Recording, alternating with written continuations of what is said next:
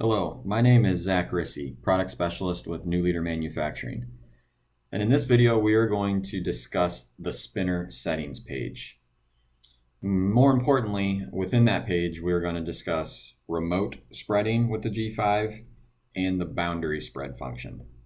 So from our main run screen, we're going to click down here on our spinners or anywhere near our 16 sections at the bottom.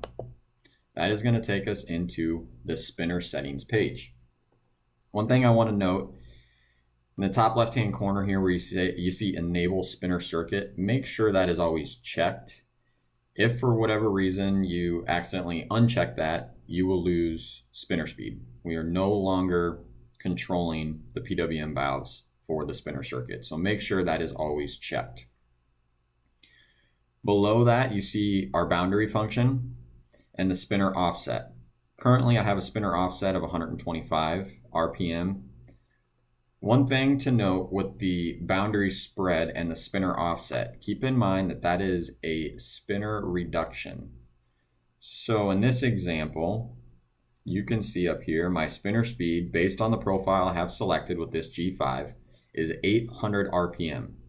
So if I decide to do boundary right, okay, because the fence row is on the right hand side of the machine, and that's how I so choose to do my boundary around the field. If I select boundary right, my spinner speed on the right hand side is going to go from 800, okay, to 675. That is 125 RPMs less than 800. If you need to change that offset, you simply click in there next to the calculator and you can put in 150 or say 200, accept it. Now your offset is going to be 150. So that's the boundary. That's where you adjust your spinner offset for the boundary spread function.